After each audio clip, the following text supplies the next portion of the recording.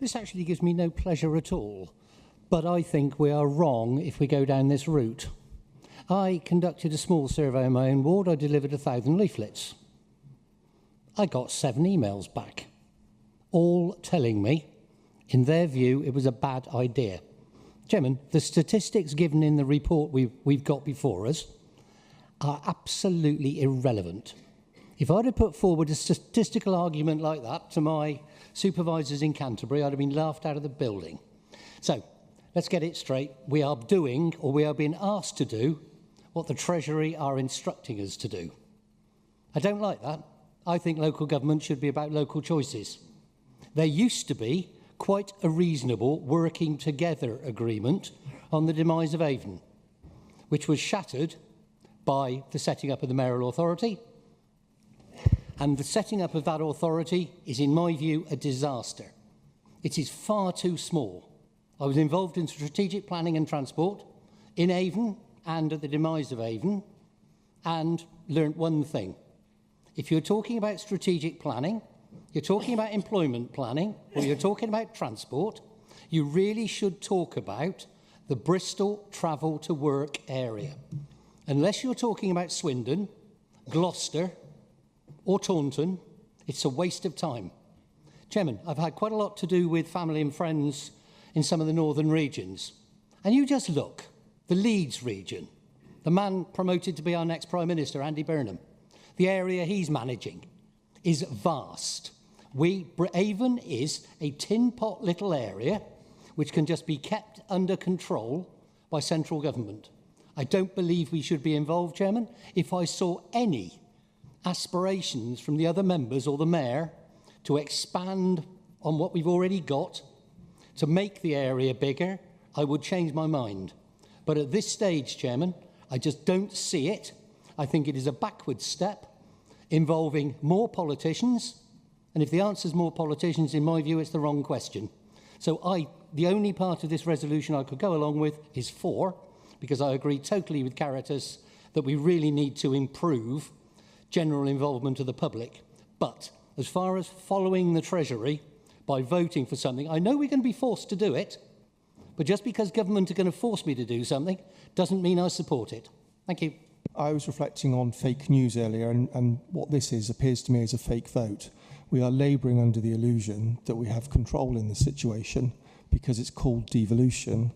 But my understanding of the situation is if we will face 2 questions, don't we? Do we want to join a strategic authority? And if so, would we want to look north or south? Well, my understanding is if we said no, we don't, the government will say, yes, you do. And my understanding is if we chose south, they'd say, look north. And it's a very strange definition of devolution where we don't take the decision, but residents may still hold us accountable. And I think it's quite important that we say to our residents, this is not our decision, whether we agree with it or not, and I'm actually more minded to agree. It is a government decision, and government should take responsibility for it. And on that basis, I'm going to abstain. I think a number of councillors have made really good points, and just as Councillor Dorr had just said, along with others, the language being used by the government with regards to changes in how decision-making and how local government funding is being delivered is critical in what's taking place today, because we are being asked to vote. However, as others have said, while we are being offered a vote, it doesn't really feel like a choice. So I think that it's fair to say that many of us who have been in the chamber for a number of years have continued to see the hollowing out of our council services, and that we have had less and less funding, especially from central government, with regards to meeting the needs of our communities and our residents. And I'm confident that all of us are here to try to deliver change for our residents and make North Somerset a better place. What this government is doing is calling something devolution. What I want to see is local votes and local decision-making and local money in local hands to make a positive future for North Somerset residents. What I see in front of us is WECA receiving the likely bulk of the money in the years ahead. We have not been in WECA, and therefore North Somerset residents have lost out. I want the best future for our residents, for our businesses, and therefore joining WECA is the only trick in town. I echo what others have said about being sceptical about some of the decision making and the processes in WECA in the past couple of years. But I want to join to make it better, as others have said. So I am supportive of joining, not because we have lots of choices, but because this is the way we get more services for our communities. And I do agree that strategic decision making with regards to transport, with regards to climate change, with regards to economic growth or economic development, all is tied to our largest urban areas, and that is Bristol. And being an area together, we can promote positive change, positive strategic transport. And therefore, that's why I am supportive of this. However, to say that this is good democracy or good decision-making, I think it's flawed, and I think it is that we are being forced into a situation that this government is telling us this is the way they're going to hand out the money, and we will be letting our residents down if we don't choose to participate. Thank you. I have always thought it was a capital mistake to not join WECA in the first place.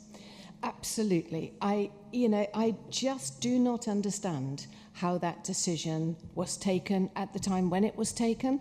I've always been in favour of this. I think there are so many things for us to gain by being in WECA, and I just don't even know why we're having this argument. I do understand the process that people are concerned with. I think the process of being told that actually this is what the government want, that doesn't sound like democracy.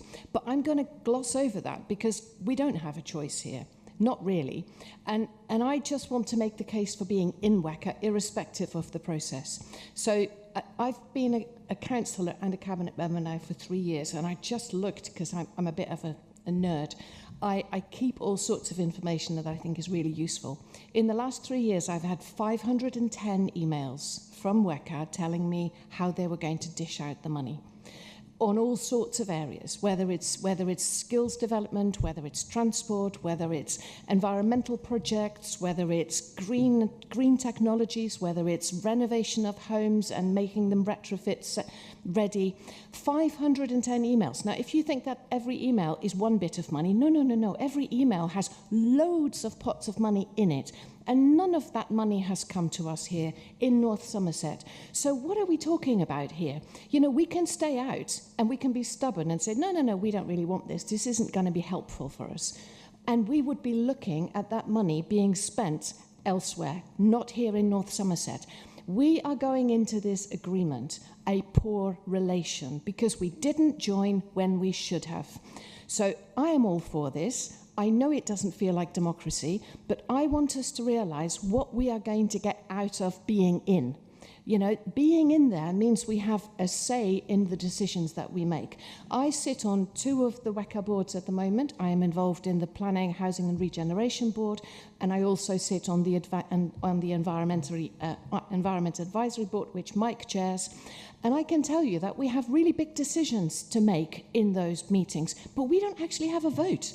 We can go and we can tell them what we think, but ultimately at the moment, the decisions about all sorts of stuff like that, even though it affects us, is not made by us.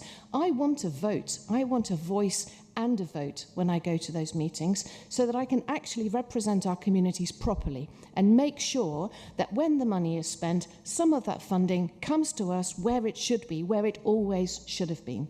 So, you know, be stubborn and be worried about Avon as was. It's all in the past. I came to this country when Avon had just been disbanded. I don't know what Avon did wrong. I don't really care what it did wrong because from 1990, we've not been in that world. This is a new world where the government wants this to happen, where we want this to happen, and where we want that money to come to North Somerset.